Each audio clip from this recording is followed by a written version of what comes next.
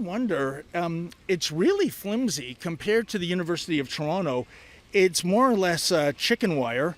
I'm wondering if the university put up this fencing. If so, what a lame job. I think it's probably the kids on campus. What do you want to bet most of the kids here are with, I don't know, gender studies as opposed to engineering? Hey guys, what brings you out to this Hobos for Hamas encampment? Hi ma'am, are you able to speak? Oh, thank you for covering up. David Menzies for Rebel News here on the campus of York University. And folks, like a malicious cancer, the Little Gaza encampment problem, well, it spread from the University of Toronto in downtown Toronto to here at York University in North Toronto. And as you can see behind me, the Hobos for Hamas have set up a smaller encampment here. It's definitely down market compared to the full-on hate fest at the University of Toronto. But you can see chants for genocide are here as well. Here is a sign saying Viva Intifada. I can also smell, and I thought I saw a fire.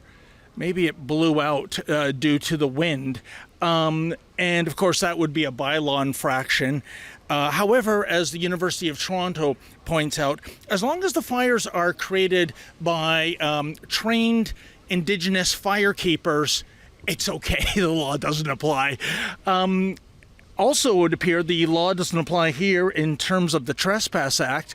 You can't pitch a tent. You can't stay overnight. There must be, 11 sections of the Trespass Act being violated. We see security personnel to the west of me, but they've just been walking around and looking. And par for the course, it comes down to, what do these people want? Well, their demands are that the York University sever ties with Israeli institutions. That's not going to happen, not if you want to set the academic process back by a decade or two. So why don't we walk around? Why don't we see if we're deemed worthy to get in? I don't think we're going to get anything because there was a fellow, he's disappeared, but I saw him going from picnic table to picnic table saying, "Don't talk to the guy with the hat." Oh, how dare he? He doesn't know my name. How insulting. So I don't think the unhappy campers here are going to give any kind of compelling interview. Oh, by the way, another like-minded process compared to the University of Toronto. You'll notice that even though the masking mandates are more than 2 years in the rearview mirror, they're alive and well at the Hitler Youth Movement. I wonder why that is. Are they worried about Virus X? Or maybe they don't want to be identified in case they do something, nefarious? Anyways, let's go see what these kids have to say. Hey, guys. Hey, how you doing there? Can you tell us why you're here today? No. How come so many of you are wearing face diapers? I thought COVID is ancient history. You're not able to articulate your points of why you're having this little camp out? Well, as I predicted, folks, when you're dealing with members of the Hitler Youth Movement, they have absolutely nothing to say. What was that line again from Sergeant Schultz from Hogan's Heroes? I see nothing. I know nothing. Hey, guys, what brings you out to this Hobos for Hamas encampment? Hi, ma'am. Are you able to speak? Oh, thank you for covering up. Say, we see a fire there. Is that being created by a certified Indigenous firekeeper? No. Hey, sir, they're obeying your orders. They're not speaking.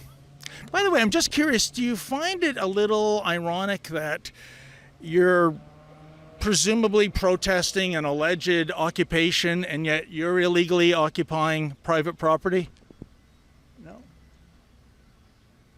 No one can articulate why they're here? Oh, that's mature, isn't it? Let's just cover them up with some kind of handkerchief. But we'll move on. What the world needs now is love, sweet love. I remember that song because it's from the 60s. Hey guys, are you certified Indigenous firekeepers? Are you an Indigenous firekeeper? What's that? No comment. Okay, we'll move on. I see Miss America is back to haunt me again.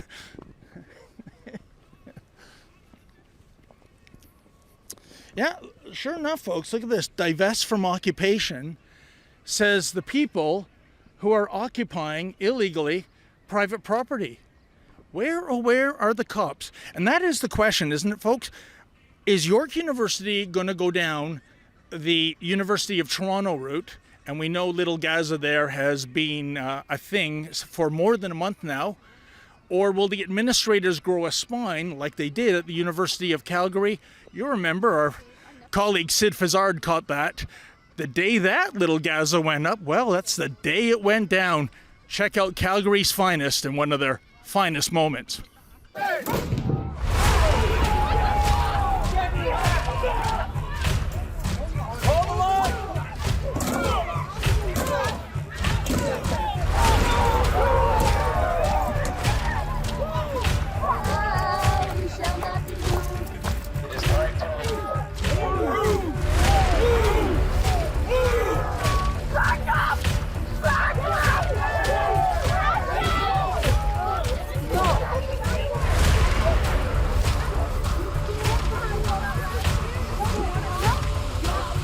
Hey guys, how you doing? I'm David Menzies, Rebel News. I'm just wondering, do you know when you're going to be taking down this tent city encampment? Any media stuff, you got to talk to these guys. I'm sorry. Oh, the media relations? Yeah. Oh no, I sent a few hours ago an email. How about yourself, sir? Any idea when you're going to come in? And I see you got your ticket book out. Are you going to? Oh, it's not a ticket book? Okay, looks pretty ominous to me. But do you have a ticket book? No comment. No, but.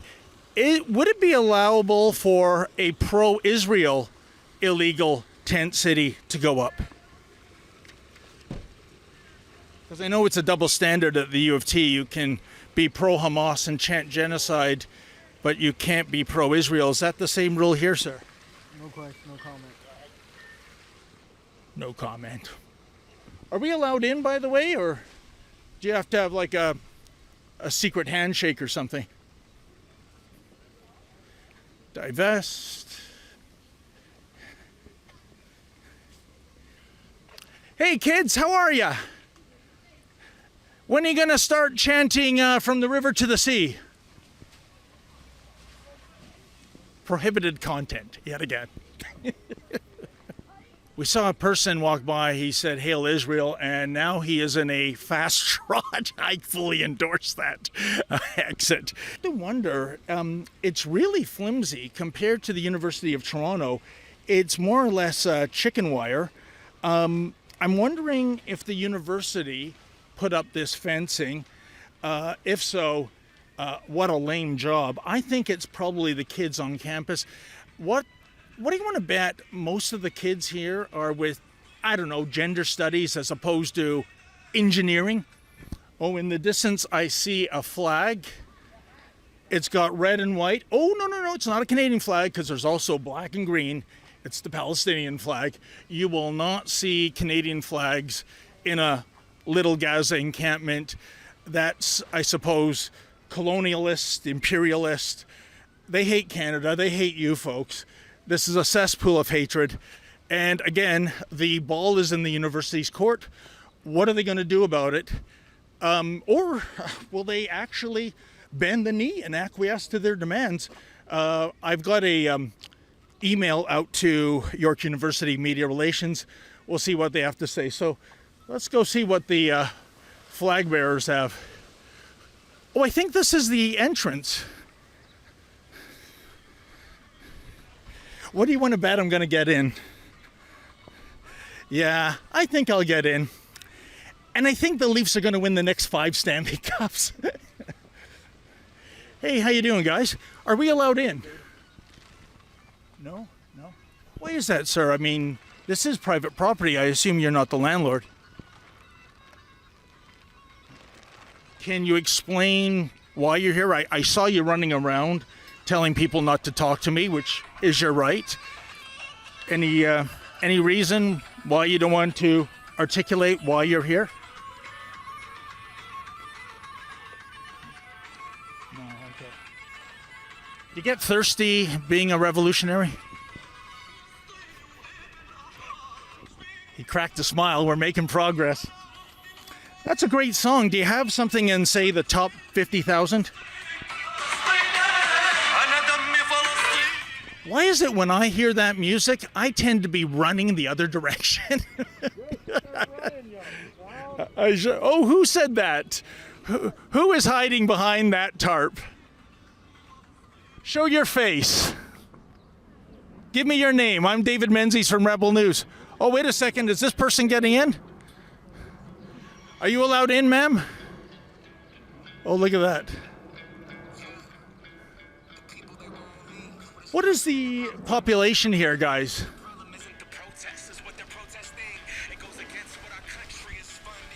And you know what? Here I thought they were anti-media, but here's an ad for a Palestinian journalist, Wala al-Halapapi. Am I pronouncing that right, ladies?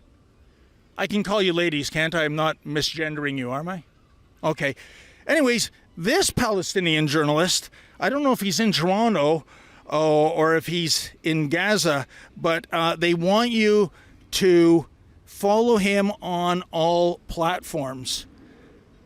And he's with some news agency that I don't recognize because its logo is in Arabic. As we drove around campus, we see all these little orange cones.